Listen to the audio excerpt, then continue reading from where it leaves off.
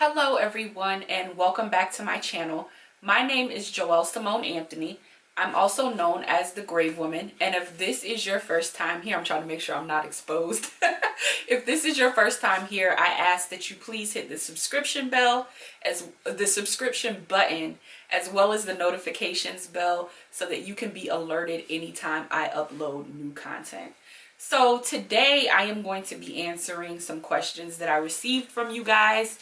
And the first question I'm not going to read because it's a little bit long, but the gist of it from Sydney was asking whether or not her grandmother's finger had to be removed because of a ring that they could not get off of her. And as I responded in the comment section, Sydney, I can guarantee you that your grandmother's finger was not cut off to remove the ring. There are numerous methods that we use to get jewelry, especially rings, off of the deceased finger. Or we simply leave it alone. Carrie the Mortician did a wonderful video on a product that is actually designed to help us do this. So I will try to remember to link it down below, but if I forget, please head over to her channel and check out that video that she did about removing rings from the deceased finger. This is something that is very common in the funeral home, and if we cannot remove the piece of jewelry and the family wants it back, we simply explain that it can't come off. We're not going to cut off your loved one's limb in order to retrieve, or their limb or their appendage in order to retrieve a piece of jewelry.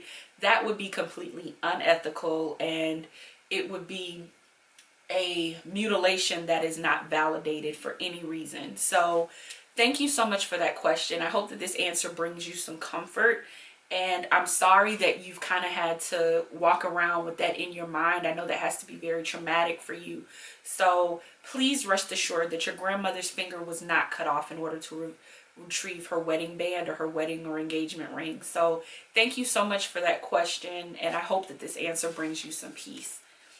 The next question comes from Sapina, and it says, I'm new to your channel. I've been looking through your videos because I'm wondering if you've noticed that working with embalming chemicals has impacted your health at all. And to be honest with you, no, I do not think that working with the embalming chemicals has impacted my life over the past, going on 10 years now, 10 or 11 years. I don't think that it has. However, I will say that formaldehyde is a known carcinogen. There are funeral professionals that have had cancer that are told that they should not embalm anymore because they're going to be coming in contact with carcinogens. However, personally, no, it has not affected my health. But I have to be honest and say embalming is not something that I do on a daily basis.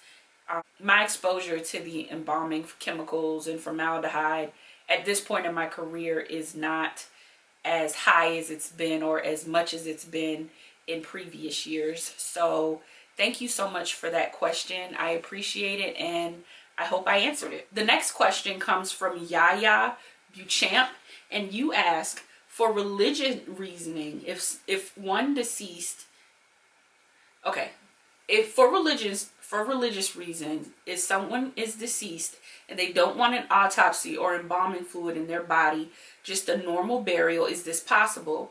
Is this all over the country? Thank you for sharing. So let's break this question down.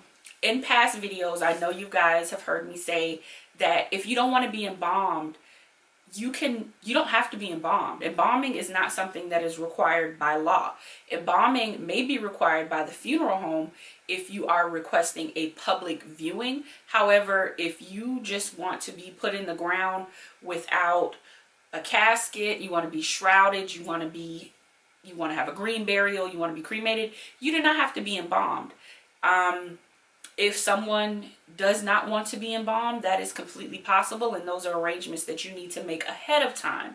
However, as far as an autopsy is concerned, as far as I know, that is something that is up to the discretion of the medical examiner, forensics team, and the law enforcement that is handling a case. Now, not every person that passes away has an autopsy.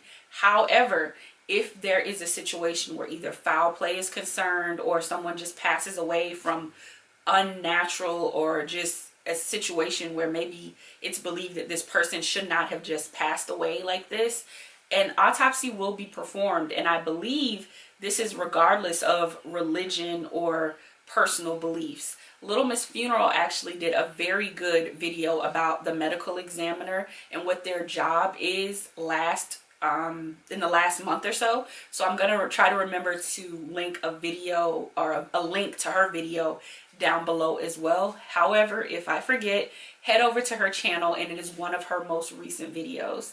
Thank you so much for submitting your questions. If you guys have questions that you'd like to see possibly answered in video format, please feel free to leave them below in the comment section or send them directly to me at thegravewoman@gmail.com. My name is Joelle Simone Anthony. I'm also known as the Grave Woman. Thank you so much for watching. Live life, love hard, and I'll talk to you next time.